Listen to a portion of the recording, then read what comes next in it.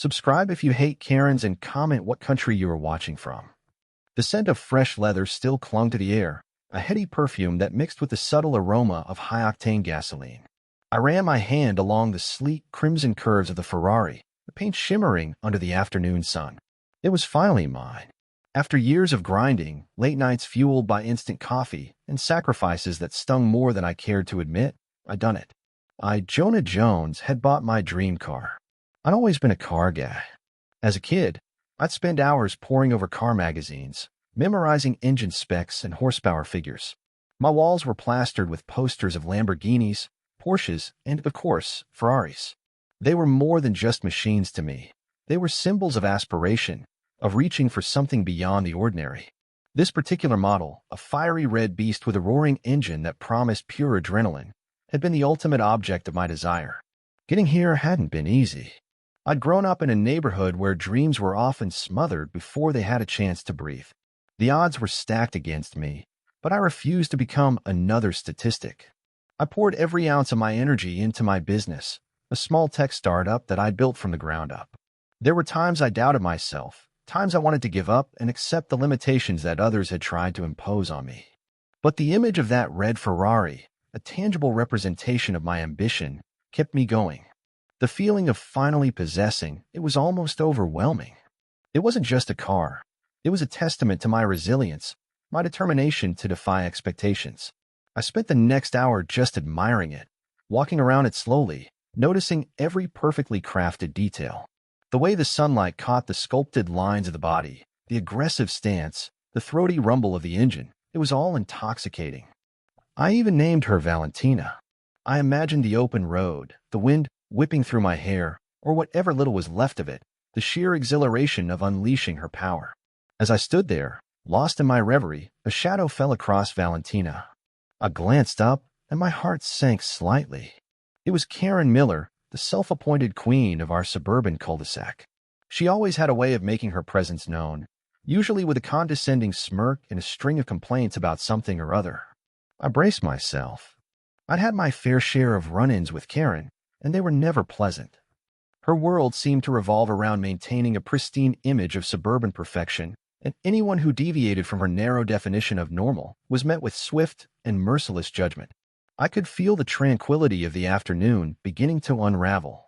Karen's eyes, usually narrowed in a perpetual state of suspicion, were wide with a mixture of disbelief and, I thought, a hint of envy. She stood there, arms crossed, her perfectly coiffed blonde hair gleaming under the sun. The picture of suburban perfection interrupted. Seriously, she finally said, her voice dripping with disdain. A car like that doesn't belong to someone like you. Her words hit me harder than I wanted to admit. I knew what she was implying. I was a black man in a predominantly white neighborhood, and apparently in her warped worldview, certain things like owning a luxury sports car were simply off limits to people like me. It was the same subtle, insidious racism I'd encountered countless times before, the kind that hid behind thinly veiled assumptions and stereotypes. I took a deep breath, trying to keep my anger in check. I wasn't going to let her ruin this moment. "Well, Karen," I said, forcing a smile. "I worked hard for it. Paid cash, in fact. It's mine, fair and square." Her expression didn't change. "I'll highly doubt that. Something must be wrong. It's probably stolen," she sneered. "Besides," she continued, "you know this is a quiet neighborhood. That thing is going to be awfully loud." She was so convinced that I was in the wrong, as if I was not worthy of the beauty I had acquired. "Don't worry, I'll try to keep it down," I replied, my voice laced with sarcasm. "But hey, maybe it'll liven things up around here. You know, break up the monotony of perfectly manicured lawns and beige minivans." Her face turned a shade of red that almost matched Valentina's paint job. "You think you're so funny," she snapped.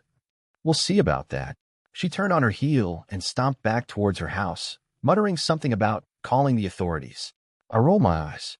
Karen was notorious for her over-the-top reactions and her tendency to involve the police in even the most trivial matters. I figured she was just blowing off steam, trying to intimidate me. I watched her go, feeling a mixture of annoyance and amusement. I dealt with her brand of prejudice before, and I wasn't about to let it get to me. I refused to let her steal my joy. I turned back to Valentina, determined to savor the moment. I patted her hood and said, "Don't worry, girl, she is just jealous." But a nagging feeling of unease lingered in the back of my mind. I knew Karen was capable of anything, especially when she felt her sense of order was threatened. I just hoped she wouldn't do something truly ridiculous. I had no idea how wrong I was.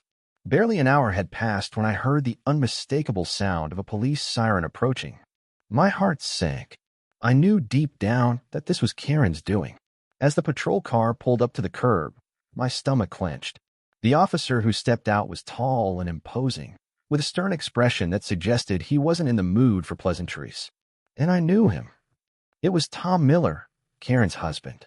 He walked towards me with a deliberate stride, his hand resting on his holster. "Jonah Jones," he asked, his voice flat and official. "That's me," I replied, trying to remain calm. "What's this about?" "I have a report that this vehicle," he said, gesturing towards Valentina, "is stolen." I couldn't help but laugh. "Stolen? You've got to be kidding me. I just bought this car last week." "This is me at the dealership buying the car," I explained. "I also have the title and registration right here." I reached into my back pocket and produced the documents, handing them to him. "Everything's in my name. Licensed, insured, the whole 9 yards. He glanced at the video and the documents, his face growing increasingly red. It was clear he hadn't expected me to have proof. He had likely believed he could intimidate me, take the car, and get away with it. But now his plan was starting to unravel. He looked flustered and uncertain, glancing back towards his house, where I could see Karen watching from the window, her expression a mixture of anger and anxiety. I knew at that point he was regretting listening to his wife. The air crackled with tension. Officer Miller stood there, caught between his wife's absurd demand and the undeniable evidence in his hand. He mumbled, "I still have to investigate the claim. What do I tell the captain?" I watched him squirm, a small measure of satisfaction washing over me. Karen's little scheme was blowing up in her face. Just then, another police car arrived, siren silent this time. A man in a crisp uniform got out, his demeanor radiating authority. It was Captain Davies, the precinct commander. Miller swallowed hard. "What's going on here, Miller?" Captain Davies asked, his voice sharp. Miller stammered, trying to explain the situation. "I received a report that this vehicle was stolen, sir. I was just investigating." Captain Davies raised an eyebrow, looking at me. "And you are?"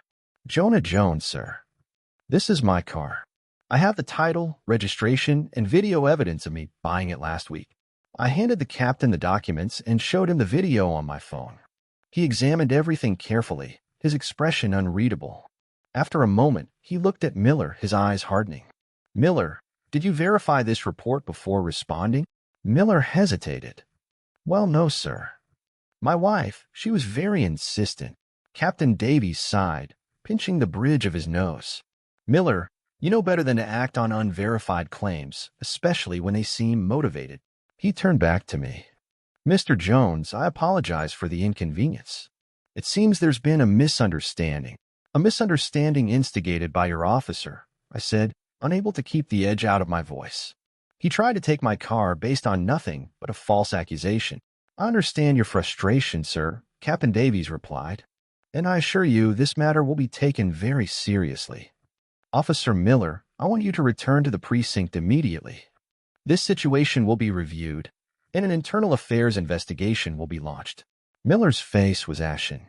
He knew he was in deep trouble. He sheepishly handed me back my keys and documents, avoiding eye contact. As he walked back to his patrol car, I could see Karen storming out of her house, yelling at him. He didn't respond, just got in the car and drove away. Captain Davies turned to me, his voice apologetic. "Mr. Jones, I can't comment further on the investigation, but I assure you, we will get to the bottom of this. I want to thank you for your cooperation." "Thank you, Captain," I said. "I appreciate you taking this seriously." As the captain drove away, I let out a long breath. The adrenaline was starting to wear off, leaving me feeling drained and angry. Karen's attempt to humiliate me had backfired spectacularly, but the fact that she'd been willing to involve her husband and abuse his power was deeply disturbing. The next few days were a whirlwind. The internal affairs investigation moved quickly. It didn't take long for them to uncover the truth.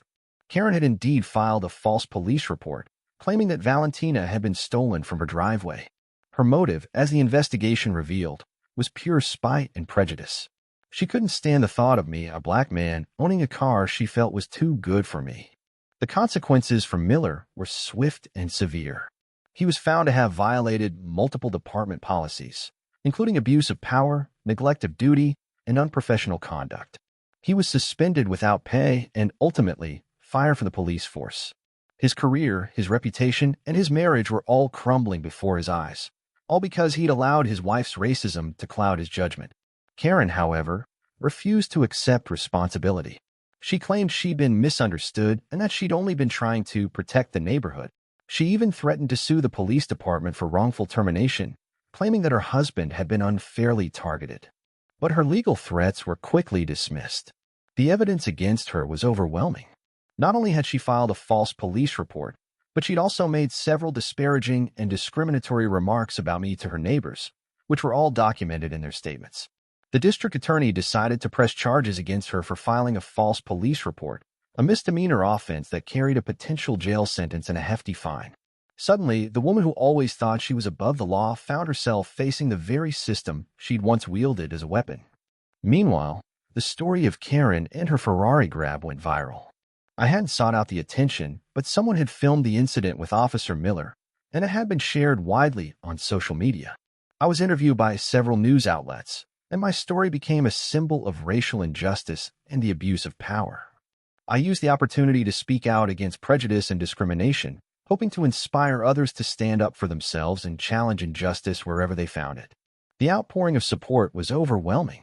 People from all over the world reached out to me, sharing their own experiences with racism and offering encouragement. I even received a letter from the CEO of Ferrari, congratulating me on my purchase and inviting me to visit their factory in Italy. While the attention was sometimes overwhelming, I knew it was important to keep this story alive. Karen's actions were a stark reminder that racism and prejudice were still very real problems in our society, and that we all had a responsibility to fight against them. I knew that the fight against racism and prejudice was far from over. But I also knew that we were making progress, one step at a time. And I was determined to continue to do my part, to speak out against injustice whenever I saw it, and to use my platform to make a difference. I eventually moved out of that neighborhood. While most of my neighbors were supportive, the experience with Karen had left a bitter taste in my mouth. I wanted a fresh start, a place where I could feel truly welcome and accepted. I found a beautiful house on a large piece of land, far from the petty dramas of suburban life. I built a garage to house Valentina and my other cars, and I spent my days working on my business, enjoying my hobbies, and spending time with friends and family. And every now and then, I would take Valentina out for a spin, remembering the day I bought her and the challenges I had overcome. And I would smile, knowing that I had not only achieved my dream, but I had also stood up for what was right. Karen couldn't take that away from me. But for Karen, she had finally been taken care of and was long gone and to never return again.